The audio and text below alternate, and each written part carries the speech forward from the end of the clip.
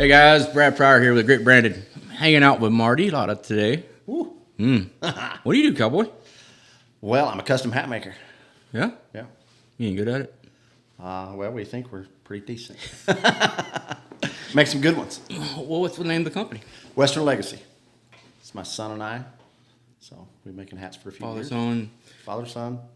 Legacy. Pass it down to him. Pass it down to every hat. How's that work? Man, it's pretty much like that. Where are you with your son, though? Like, any challenges with that kind of stuff? I think like always, father and son. I really used to do most of it as far as the beginning. He wanted to be pick a lane, and so he picked his lane, and I picked mine in the company, and we kind of stayed with that. Yeah. Makes it work for us. Well, it's crazy. New building in Weatherford. Yeah.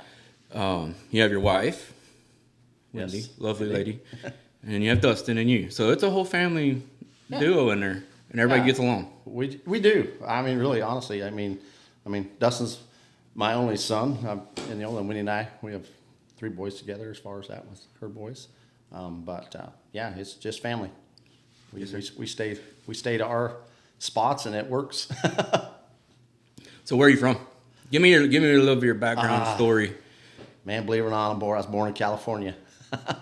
You never told me that. I'm a proof victim. Woo, we're gonna get some good stuff today. Yeah. No, my dad was out there. He was a cowboy. That's right. We'll back up a little bit. So when I was born, it was probably the greatest thing. On my birth certificate, it says mother, it says housewife, father, it says cowboy. So it's pretty cool. That's cool. So I have that. Mine, whatever. My birth certificate is tiny. As far as that, I guess is how they were in 71 models. 71. That's awesome. Yeah, So California. So born in California out there. Lived out there, Bakersfield area. So we're team roping, and roping was really, really rich out there as far as that. But my dad, he was cowboy, cattleman. That was what it was as far as that. And then moved to Kansas. My dad was an auctioneer. Oh wow. Yeah, That's a heck of a change. I was really just following cattle as far as my dad. Yep. Like feedlots or. Feedlots. Yep. A lot of people don't realize Kansas has a lot of feedlots. It's not like the Panhandle. Yeah. Like Texas. Yeah. Yeah.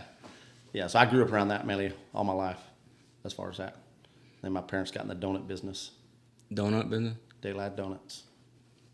I'm getting some good stories. Yeah. Daylight Donuts. So we go from California to Kansas, feedlots to donuts. Yep. How in the world does a cowboy get into the donut business? Lost much money in the cattle business. I didn't want to say that, but I was going to be my first. I didn't want to make no assumptions. I was a kid. I was a kid. We didn't know. Probably the greatest thing is I have 2 older sisters, and we've had an amazing life. Got to live some great things. Made awesome friends that I still am friends with today from those years of being a kid rodeoing. That was blessed with my family as far as that. But we didn't know if we had money or if we had $1 million or $5. Right. So that was what was really cool throughout my whole life, things of my dad had a big checkbook, which was everybody. Yeah. Had big business checkbooks. Yeah, everybody, yeah. But, like my sister, she was like, man, we must be rich. So it was, as kids, you didn't know. That was probably one of the coolest things I always thought was about growing up. But we rodeoed. Did you work in feedlots? Yeah. Worked with my dad. Let's talk about that. That's one thing I've never talked about on the podcast. I worked in Freona, Texas for 3 lonely weeks at 7X Feed Yard. And I went to interview with Bob Morehouse, and the only thing he would give me, the pitchfork, is to work on a dozer for $8 an hour open cab in West Texas. And I'm like, he said, well, if you want a cowboy out here, you're going to have to go to the feedlots first and work your way up there, and then you'll find you a home from there on a ranch. So I did that for 3 weeks. I'm like, I'm too East Texas. I don't have enough West Texas in me. Yeah. No, my dad, that's what we grew up. Grant County feeders. I remember that as a kid, Doug Smith was a big cattleman that was in the Kansas area. That was a good friend of my dad's. And I knew he roped really good. He's a good guy. Yeah. So. Yeah. So did y'all have, in your feedlots, y'all just have was it all one lot and had like 5 or 6 cowboys work the lane, load trucks? I always thought it'd be cool, you know, 'cause my dad, I thought I'd have pool. No, I fed bunks. I learned all the rest. But I got to drive tractors and things that, you know, you don't really, I think kids nowadays don't maybe get to do. Some, you know, farm kids still learn that way, or people still have those values. And I don't know if values went away as much, but I mean, I think times have changed. I think it's still a choice. Right. You know, I mean, I think it's given me one of the greatest foundations of, you know, who I am. Haven't changed. No. I've had money. I've had not money. Yep. I've still been. We've talked about that a lot. Both of us cycled through life, the Yeah. things that we've done differently in business and all the stuff. But the only way we learn is to do it. Oh yeah, it's still the same. It's you either grind or you don't grind. Yep. You want it, it's there. You know, I mean, we talked about the other day. You know, people. Oh, you have a nice truck, or you have a nice this. Or I was like, it's air. Yeah. I mean, Lord. Yeah. That's just a tool. Yeah. That's all that is for us.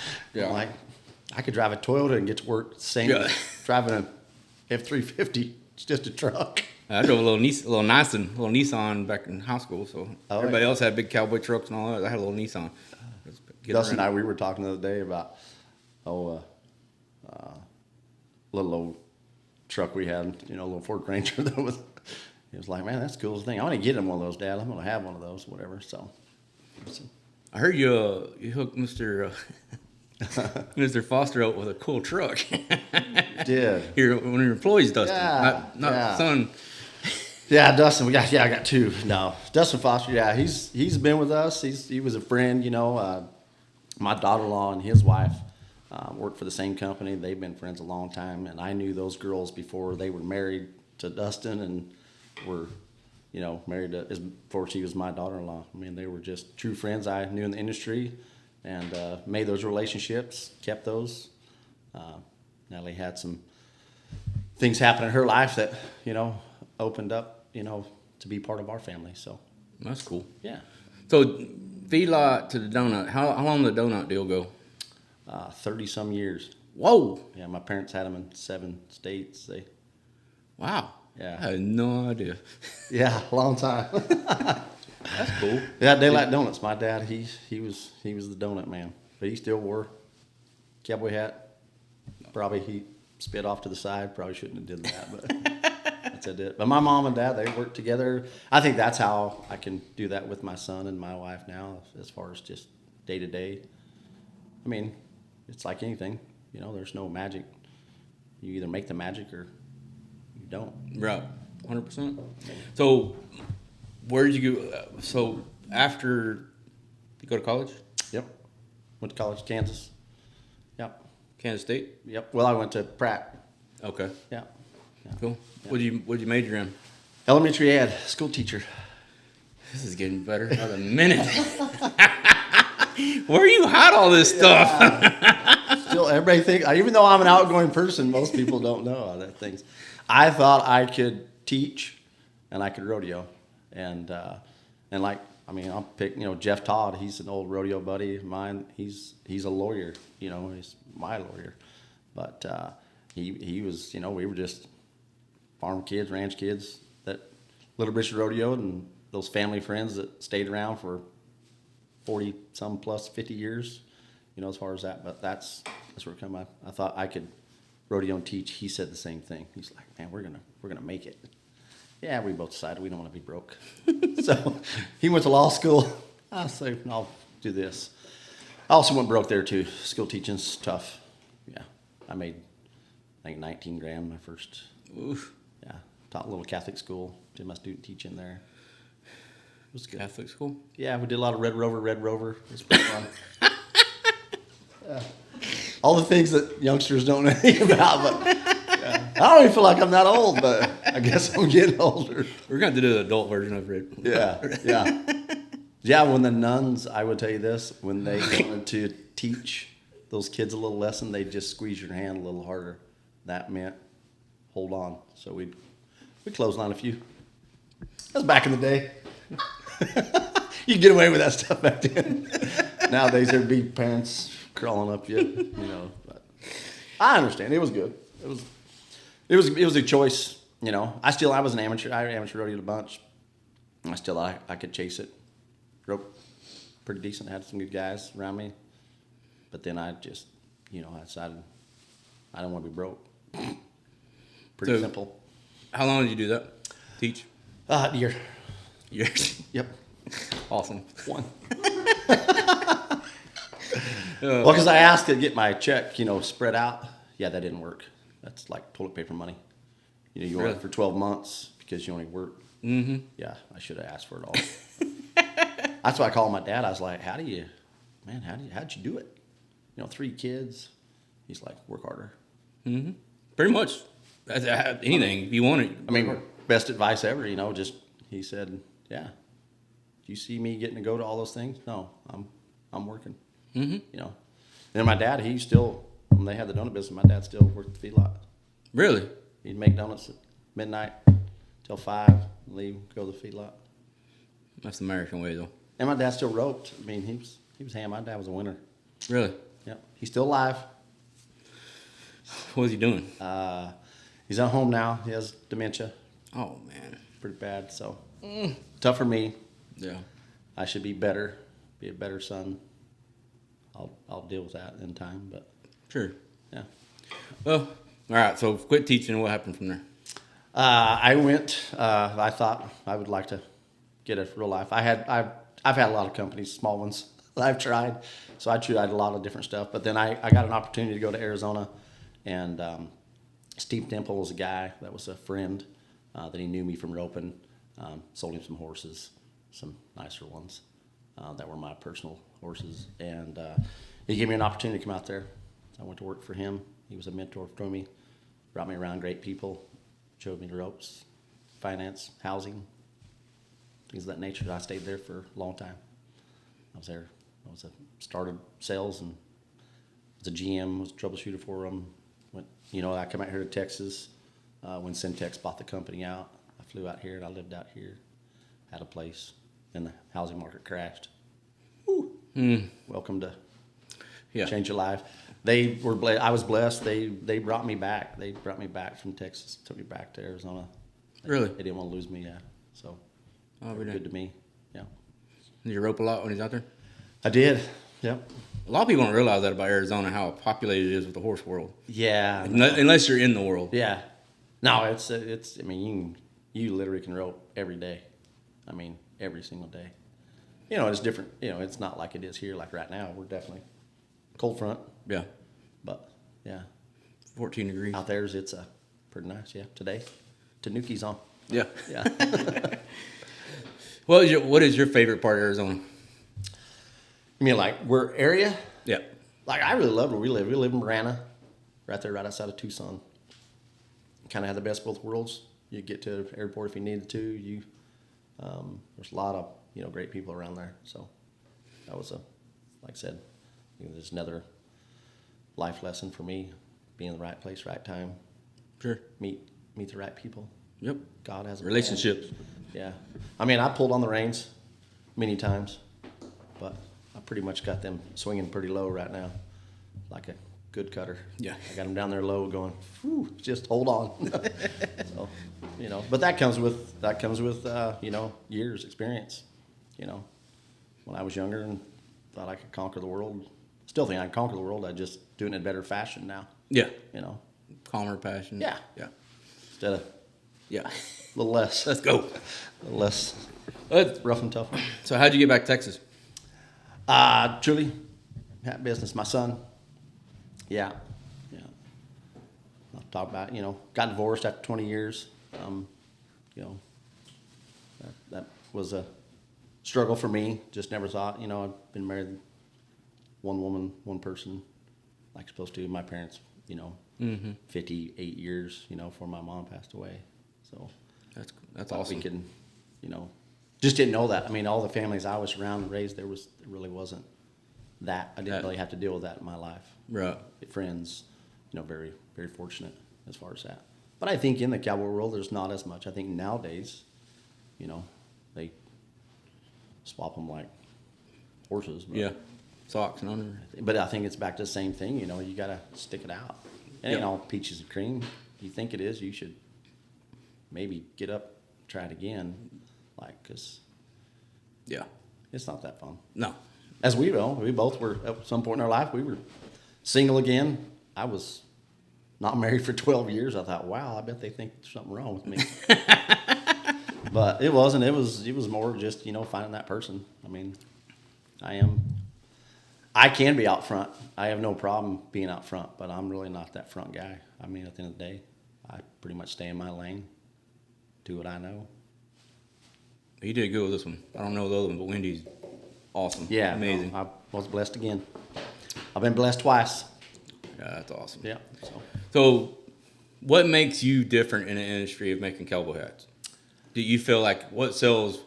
Yeah, there's a What's lot of great guys out there. I wouldn't down anybody, as far as that. There's some guys that know how to do it. There's some guys that are just in it, I mean, and that's not knocking them.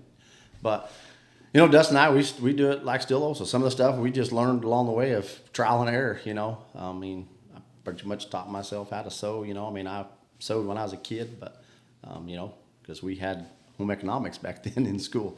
So you learned how to write a check and sew and things like that. Put a button on, things that I learned, as a kid. But that's what helped, helps us. I just think we still do everything by hand. We still hand block. We try to buy, like I said, buy the best fur that's available. As far as that, I feel like we're a little higher end on what we do as far as that, and it's really just quality of fur. It's not knocking anything. I mean, you and I got 2 long sleeve shirts on the day. They're nice, but one of these is better material, and they got nothing to do with how much it costs. Mm-hmm. It's truly just material, Right. Just like things that you do, building products, things you've built for us. It's Right. just better quality of stuff, Yes, you could probably get some cheaper stuff, make a little money in your pocket. Rafter P wouldn't be around. No. 20 years from now. No. No, Product, you got to put your work in and make sure your product's the best superior to whatever you want to put out there. It's up to you. And I think too, we're still, I mean, I appreciate there's a lot of people really think we're a lot bigger than what we are, and I'm grateful for that, but we can only make so many. It's still just us. It was Dustin and I, Western Legacy, it was him and I. That was it, We went to shows, come back, made cowboy hats. Went to shows, come back, make cowboy hats. And we've been able to grow, and we've been blessed in that. And we've brought more, without my wife, she does all the embroidery for us. So if we have an embroidery company, that's truly standalone as far as that. But it's, it does phenomenal work too. It's still, wrapped into the company as far as that. I mean, every bit of our stuff, and it's just grown into our indoor season, our friends and clients that have been able to use us in that way. It's a blessing. Yeah. So if you had to explain to somebody that is not familiar with the cowboy hat stuff, what is the difference between 60X, 100X, 200X, mink? Yeah, it's the simple way of doing it. X's has always been around as far as that. So that's what most people in the common world are going to know one by. And I'm not even saying that that's even saying the quality of what it is. It's just a brand as far as that, But it's really just the fur. Like stuff's blended, like a X brand, probably isn't really beaver fur in some of those hats. It's rabbit as far as that. And I'm not saying it's a bad hat. We have rabbit in some of ours, wild hair, in a blend. But that's really, if I can tell you that, that's probably the easiest way as far as that. I think sometimes marketing plays into play now. People say we have a 500X or 1,000X, and I think that's all good and grand for the industry maybe, but there is no such thing as a 1,000X hat, right. In my opinion. Sure. 100X, 100% hat. Right. Then you blend from there. Just like this is a belly fur hat, bunch of yours we've been blessed to make. Those are belly fur, that really is considered all of it, and then we blend, mink or chinchilla with that, because you can't make a full chinchilla hat. It would. Oh, you can't? You could, but it would have no body to it. There's no talons for the fur to tie to. Gotcha. Yeah. That makes sense. Yeah. Is there certain colors that are available in the higher quality of hats, or is it just? We've changed a little bit because it's tough. You're having to get those things. I mean, you're going to invest. as far as that. We've been lucky to do that and have some cool colors and have them up in those hires, because that's really what we've, tried to cater to, not that anybody couldn't buy a hat from us. It's just we try to cater to clients that like unique stuff, because that's really what custom is. Right. It is unique, You build a custom home or cookie cutter. I mean, it's a roof, but is it a roof that you want forever? That's how I see it. Yeah. This, I'll have my entire life. And I'll get to pass it down or hang it on the wall for my grandkids. Or, Yep. Pass it to somebody. If you wear them every day too, once you do get one that's custom, it's a difference in night and day. There is. There is difference. I've heard guys, and like I said, I'm not here to knock anybody, but, I've heard guys that, custom's the same as a shelf hat. Yeah, I'll beg to differ. They haven't made a hat then, in my opinion, but they probably have a good attitude about what they're trying to bring to the table, but, there's just not truth in that. It truly is, we make it to fit you. And we're not perfect, by no means. We're not, we strive to be, but, Sure. we made plenty of mistakes, but that's what keeps us getting better. Just like you. How do we learn? We learn from the mistakes. Right. You and I didn't get here by doing it right. Yeah. No, doing That'd it be wrong awesome. 1,200 times. Yeah. Yeah. I'd be floating a little more if that was true. For sure. Yeah.